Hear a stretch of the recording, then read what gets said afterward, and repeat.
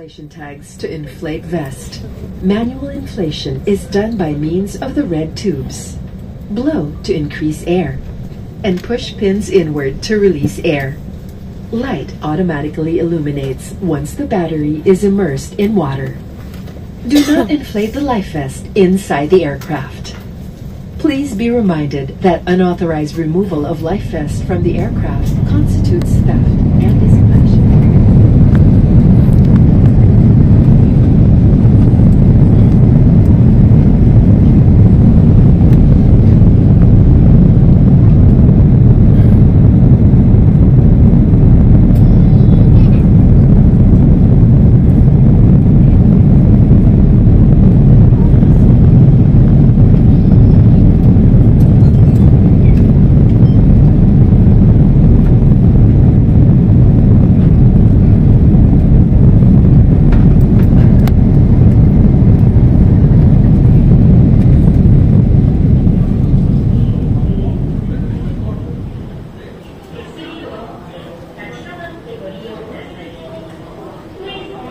Welcome back to my channel. This time ako ay nasa Osaka, or should I say Kansai International Airport. So as you can see, ako ay nasa parang anong drama nito sa ano nila. But anyway, ako ay nandito sa airport. So magwi-withdraw lang ako, and then at the same time magbubook na ako ng tren papunta sa aking accommodation. So medyo maganda naman ang flight ko at medyo maayos. So this time ako ay mabilis na nakapag-process ng clearance ko para sa requirement nila para makapasok pa dito sa Japan. So kung nagbabalak kayo pumunta dito sa Japan, especially sa Osaka, ito ang sasambulat sa inyo, ang Osaka o Kansai International Airport. So I'll keep you posted once na ako ay makapag-withdraw at makapag-book na ng tren. Tayo ay makapag-withdraw na. So andito tayo sa railway. So sabi ng babae, dito raw tayo sumakay. So tara. Second left ay second right. So this time ako ay nasa Kansai International Airport. Akit ako sa second floor kasi nandito daw ang MRT train papunta sa city proper. So tingnan natin ang ganap. Ayan na may logo, Railway T2. So makikita nyo yan. So, kung nagbabalak kayo pumunta rito, eto ang bubungad sa inyo at magga-guide sa inyo para makapunta kayo sa train. Okay, dogs. Yan. Pasok tayo dyan. So, may high speed. Mga kinikineme. So, nasa loob na nasa labas na tayo. So, pupunta na tayo sa MRT nila para makadaong na tayo sa mismong city proper kasi malayo-layo itong Osaka International. Ako ay nandito na sa Nankai, so Namba. Pupunta tayo ng Namba muna. Actually, andito yung mga mga tickets sa pwede mong bilihan. So I bought a ticket. Ang presyo niya ay 970. Yan. So ang bagsak natin Namba. And then from Namba, magko-connect naman tayo papuntang Ikimae. So dito tayo sa side na ito kung saan nandito ang pasukan papunta sa Namba kasi yun ang pinaka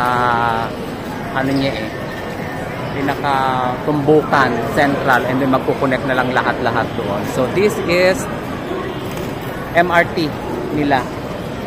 Medyo quite lang naman, sophisticated. So T1 and T2. So kung nagbabalak kayo pumunta ng Osaka, itong bubungad sa inyo. So it's been a while na nakapunta ako dito since 2018. So medyo masalimuot na at matagal na. Anyway, ito ang Osaka o Kansai International Airport at ako ay magti-tren papunta sa Namba. Okay, I'll keep you posted.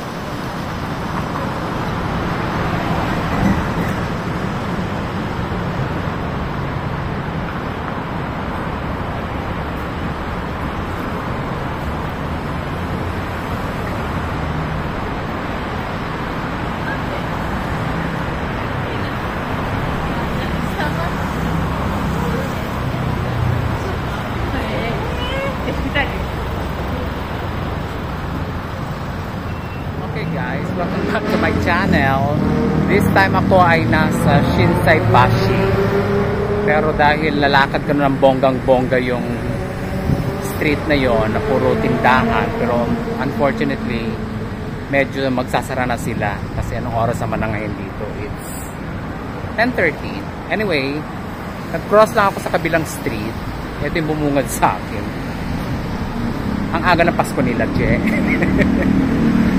Hindi ko kineri. But anyway, nakaka-surprise kasi ang ganda siyang tingnan. Parang di ba halfway ng Christmas.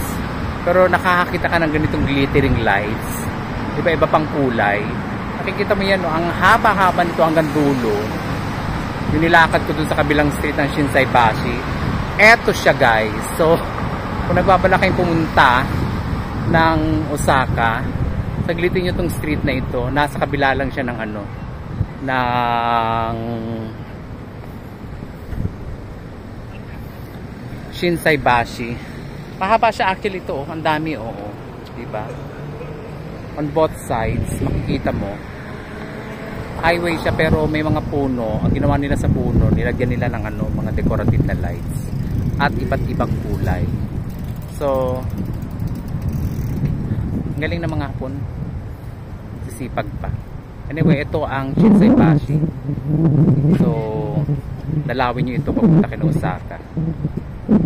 Maganda siya. Medyo kakaiba sa yung paningin. Parang hindi pa Pasko pero ito na. Pasko na sa kanila.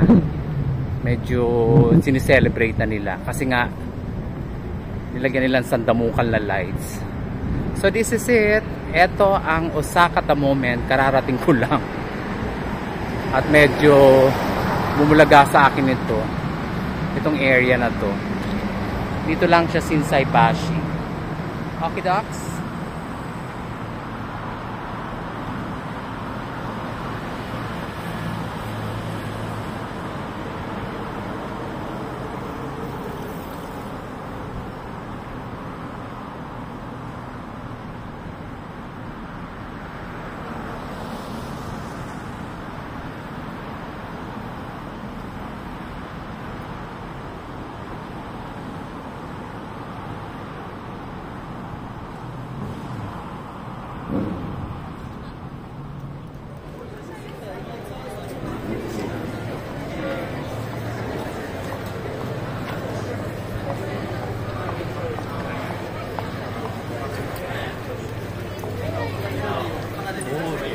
VIP.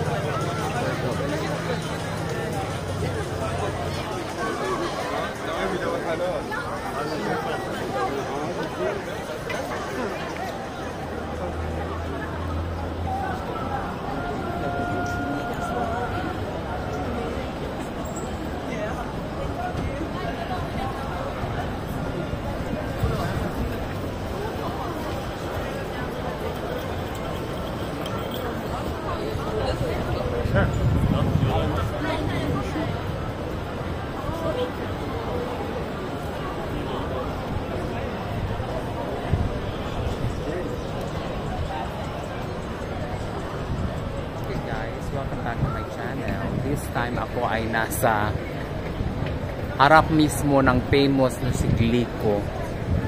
Dito lang sa Osaka. Matatagpuan mo to sa Shinsaibashi. Actually, ito yung tinatarget ko kanina pa. Namali lang ng lakad. But anyway, natumbok ko pa rin siya. Andito ako sa pinaka baba ng kanal nila. Maraming mga nagpapapictures, maraming nagpapavideos, solo pictures. Kasi itong sikat si Glico. It's been a while na hindi ko siya nabisita. But nevertheless, andito ako ngayon. O yan si Squid Game. So kung nagbabalaking pumunta ng Osaka, saglitin nyo to, nandito lang siya sa Ibisubashi Suji. Dito lang sa Shinsaibashi Station na matatagpuan mo sa Osaka. Okay, docs, ito po, ang ganda ng ng ambience. Medyo warm lang ang weather kasi summer ngayon Kaya medyo pag ganito mga June and July, August, dapat ang mga bibit-bitin mo mga damit, mga light.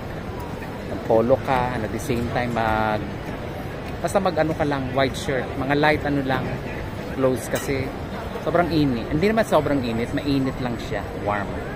So this is it. Ito po ang Glico, dito lang sa Osaka na matatagpuan mo sa Shinsaibashi.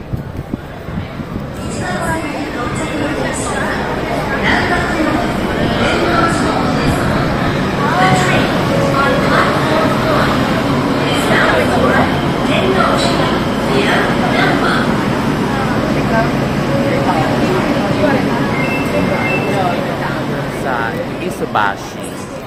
So, ang daming ganap dito, ang daming lapok at sobrang init. As you can see, mga tao ayaw bumilad sa initan kasi may init nga naman talaga. Summer kasi dito ngayon sa Osaka. So kung nagbabalak kayong pumunta at saglitin ito, abay, pumunta na, pero medyo mainit. Anyway, andito ako sa food area, food street area. So medyo bumilid lang ako ng very very light kasi medyo mainit talaga. Hindi na nga ako nakapag tour kasi naglolo ko yung yung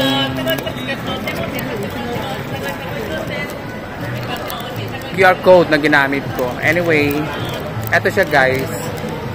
Sobrang dami na malalapukan. I think kung ako nagkakamali, ito atang papuntang Dusinkaku or later na lang siguro mamaya mapuntahan ko siya. Anyway, eto siya at medyo masalimuot.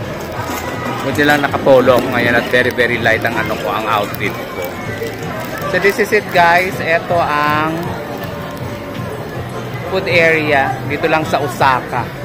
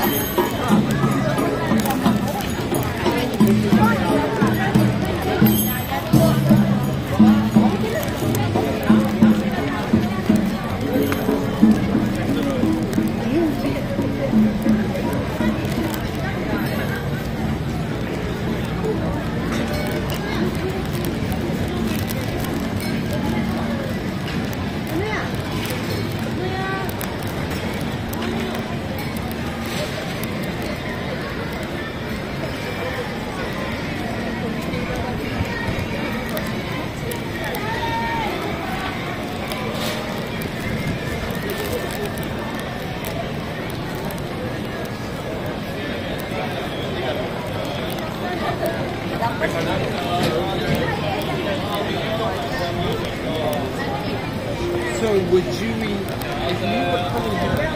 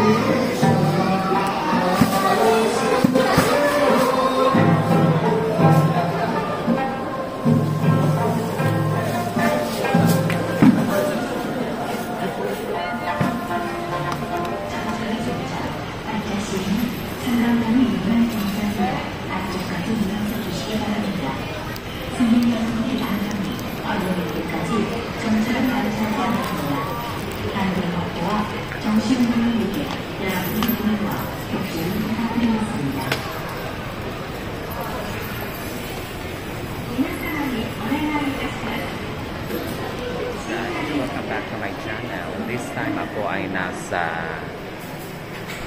transfer. Galing ako kanina sa Namba Station. So, pupunta tayo ngayon ng Osaka Castle. Kasi yan naman ang isa sa mga puntahan dito. Pag pupunta ka ng Osaka, punta mo yung castle nila. So, pupunta tayo ngayon. Nag-transfer lang ako ng isang line. From red line to green line. So, hintayin natin ang ganap ko ano ang mangyayari. Gumagamit pa rin ako ng pass kasi sayang 2 days. So, buka lang ako ng net and then from that net itself, yun na, dire-diretso na. Kakapasok na ako. Nakakaloka ang clue, promise, hindi ko kinaya. Masalimuot. Talaga namang ayaw kong tantanan. Kailangan talaga may net. Otherwise, nga ka. Hindi mo magagamit yung clue pass nila na 2 days. So, pinipilit ko pa rin. Anyway, andito tayo ngayon sa train. Ayan, paparating na yung train. So, 2 stops lang from here. And then, makakarating na tayo ng Osaka Castle. So, kapit lang guys. At mararating din natin. Ando na siya. Okay, dogs.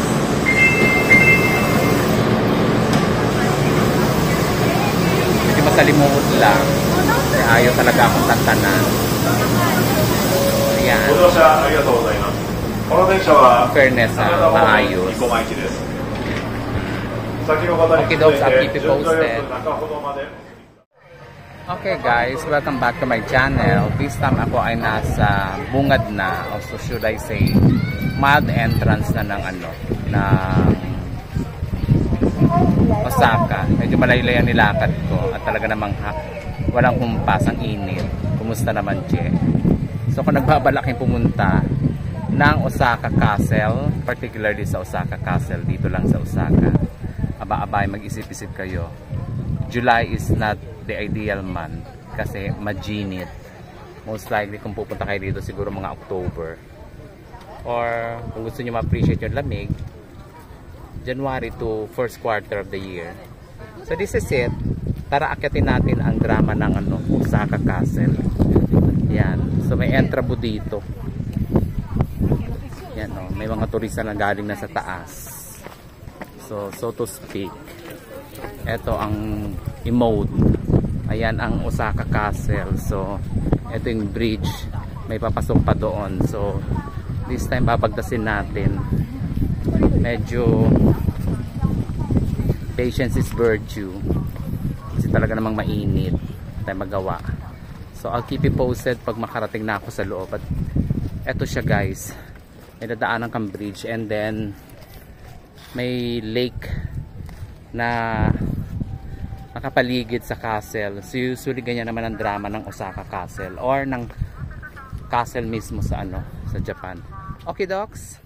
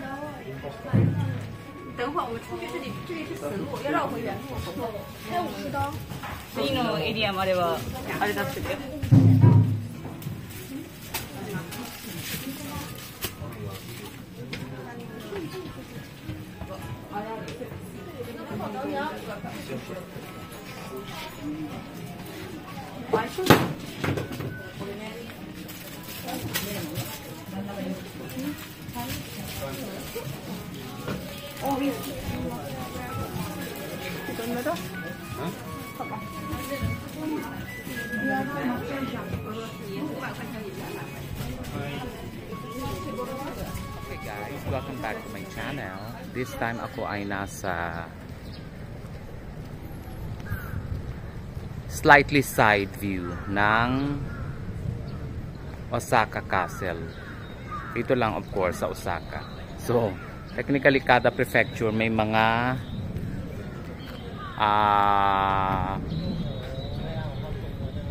castle yan sila. So, Osaka Castle is one.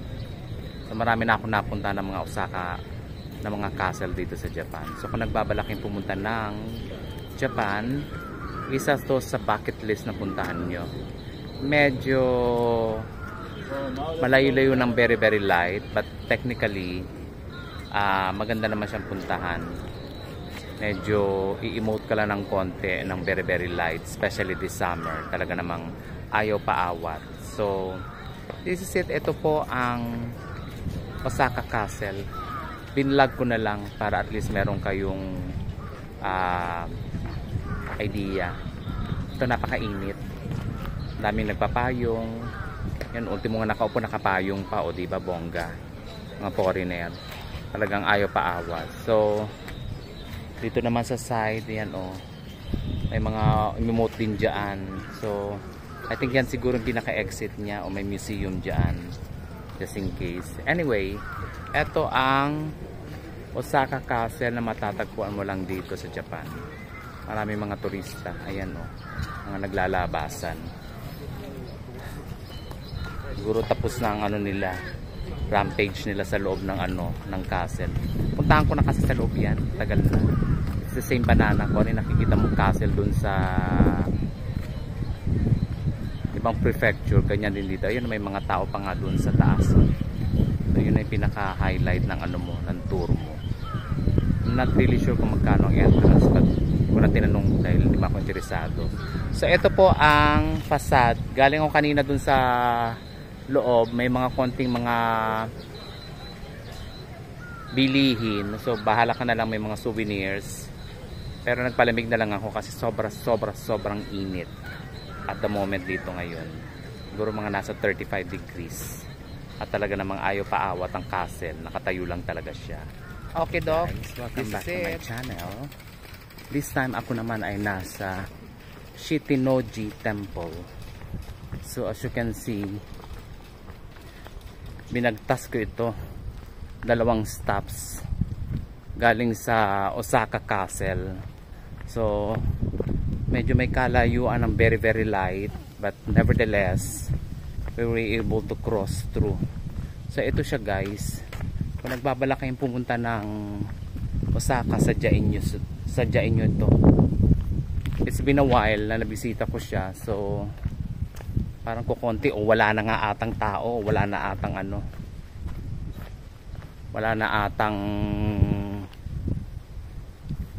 turista kasi kakapuranggot na yan na sadyain kasi siya guys, pakalayo. Anyway, ito ang Shichinoji Temple na matatagpuan mo lang dito sa Osaka. So kung nagbabalak kayong pumunta, dalhin nyo to, check nyo to sa bucket list nyo kasi bongga, maganda.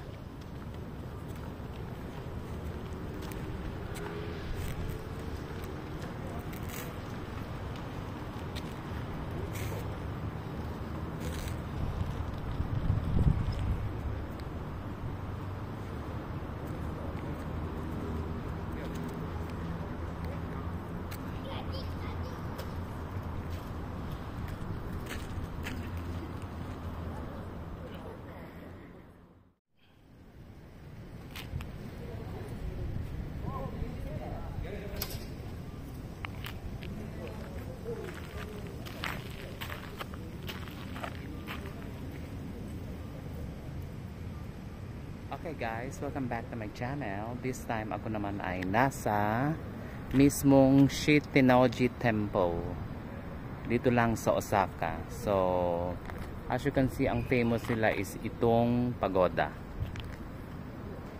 Unfortunately, sarado na. So hindi na natin mabubuksan yan, hindi na makakapasok. So ito ay matatagpuan mo sa Osaka, 2 stops, Taimachi, and then from Taimachi dediretso ka dito. So it's been a while na nabisita ko sa way back siguro mga 2018-19. So nasundan siya pero hindi ako nakabisita dito. So ito ay sadyain. So kung kayo ay nakapunta na ng ng Osaka Castle, so sadyain nyo na rin ito kung maaari kasi maganda siyang lugar. Most probably separate nyo ang schedule nyo o kung hindi naman pwede nyo pagdugtungin, pero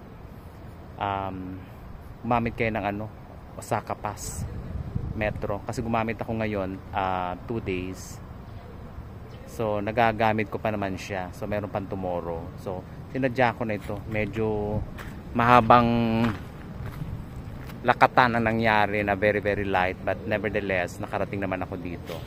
Ito ang Shichinoji Temple kasama itong pagoda na nakabungad sa harapan ko ngayon. So sadyain nyo to guys, magandang puntahan itong lugar na to.